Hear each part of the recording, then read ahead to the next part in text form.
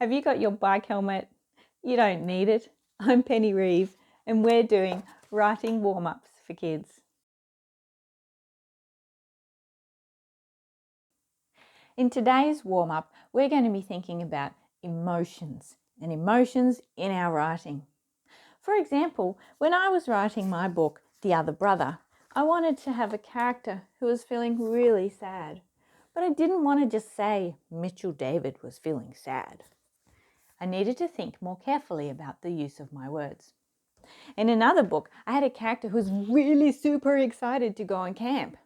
But I didn't want to just say, Tanya was feeling excited. I wanted to be a bit more careful with my words. And that's what writing with emotion is about. And that's what we're going to be doing in this writing warm-up. Imagine we've got a character. Let's think, what about Goldilocks? And Goldilocks is going to be eating breakfast.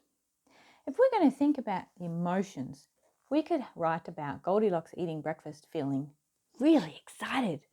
We could write about Goldilocks eating breakfast feeling really sad and glum or feeling really scared.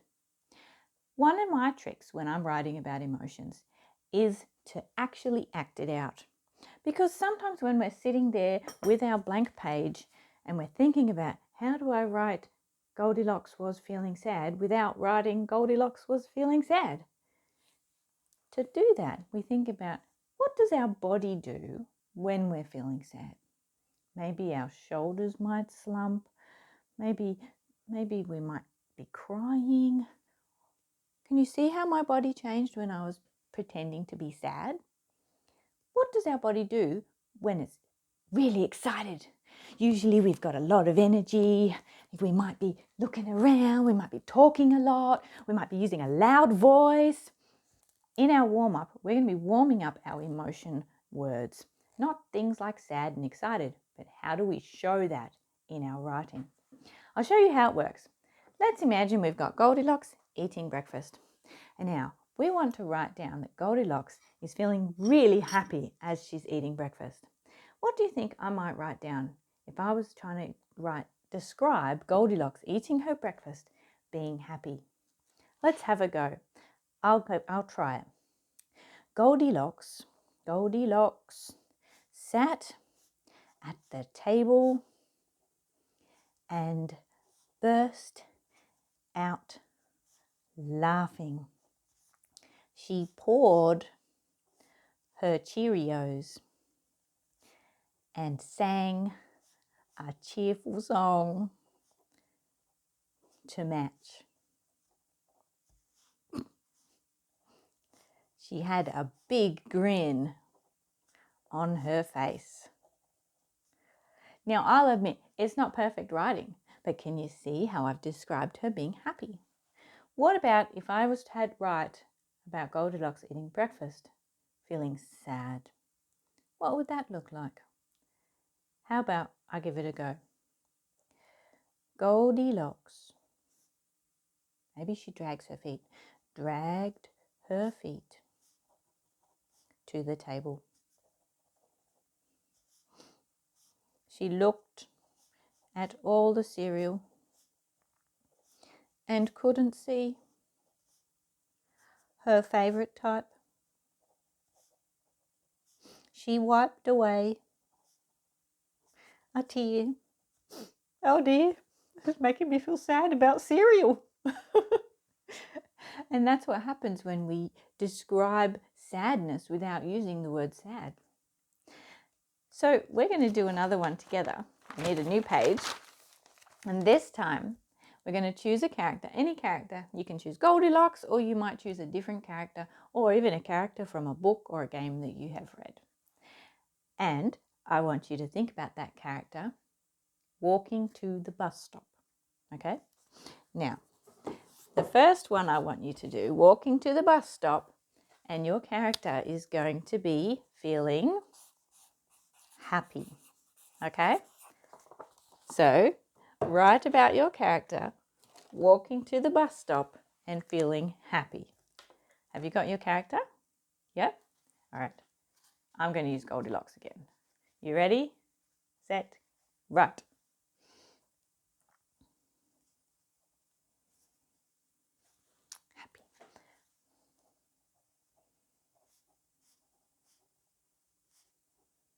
Think about the things your character might notice or how their body might be feeling.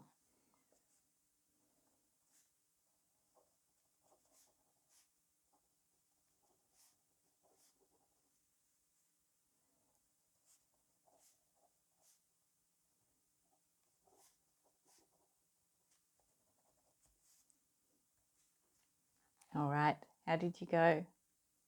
I wrote, Goldilocks skipped to the bus stop. She noticed the birds and the sun and she smiled at them all. Let's change it up.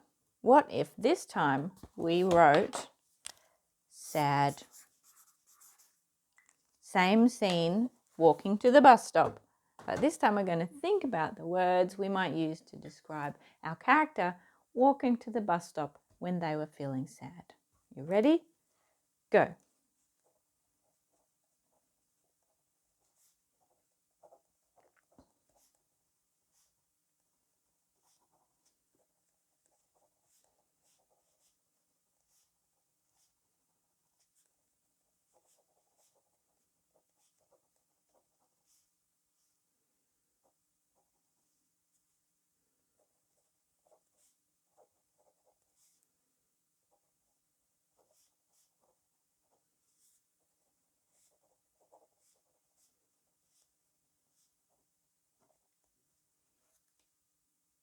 How did you go?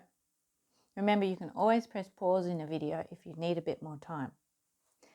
I wrote, Goldilocks didn't even see the birds or the sun. She saw only the footpath. Her heart felt heavy and dark, even though the sun was shining. Oh dear, poor Goldilocks. So let's do another one. This time our character, you can use the same character or a different one, is going to be getting dressed. And I want you to think about them getting dressed, feeling excited first. Okay? So they're getting dressed and feeling excited. You can use the same character or a different one. I'm going to use a different one. Ready, go.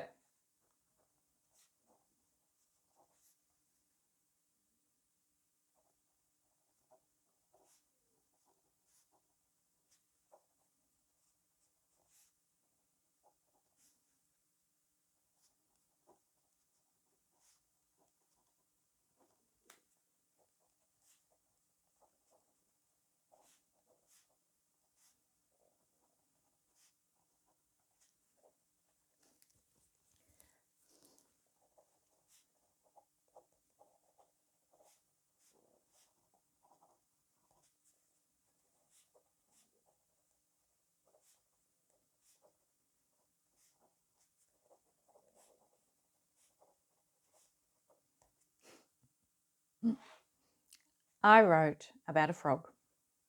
I said the frog jumped into his trousers with a squeal of joy. He buttoned up his shirt so fast his fingers slipped on the buttons as he raced to get them done up.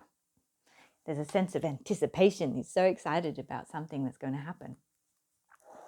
What about if we change the emotion? Same character, same scene, still getting dressed, but this time let's change it to feeling angry about something. To do this one, you might need to think about why your character is feeling angry. Think about how would they express that anger? What do people do when they're angry? How do their bodies feel? Write about those things. Ready? Go.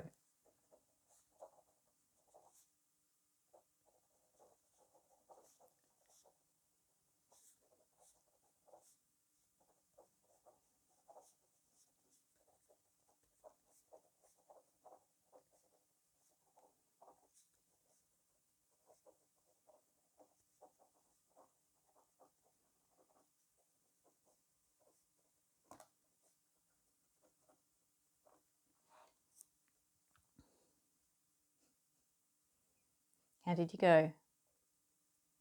I wrote that the frog tugged his trousers on and slapped on a shirt he didn't care what he wore today. He felt all hot and dry and bothered, which wasn't a good thing for a frog. How was your character when they were feeling angry getting dressed? Did they kick something? I wonder. It's interesting, isn't it, how the way that we feel affects the things that we do. And when we're writing about those things, we need to know exactly what's happening so that we can put it into words. Otherwise, we just end up using words like sad and angry, which are good words, but they kind of limit helping us feel things in our stories. Let's do one more warm up with this kind of thing. This time we're going to do character. You choose whether you want the same character or a different one. And we're going to have our character playing sport. Playing sport. And we're going to do one. And as soon as you finish the first one, go and do the other one. The first emotion we're going to have playing sport is going to be happy. And the next one is going to be embarrassed. Okay, so your character, whoever your character is, first of all, playing sport feeling happy, and then playing sport feeling embarrassed. Ready, go.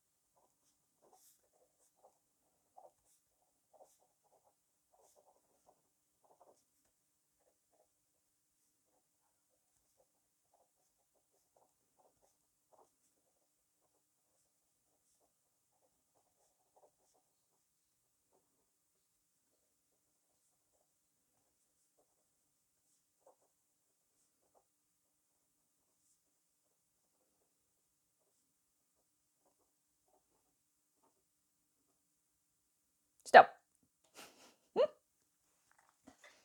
I wrote about Goldilocks again. I wrote about her racing around the fields like a fairy, sprinkling fairy dust and leaping for joy when she scored a goal.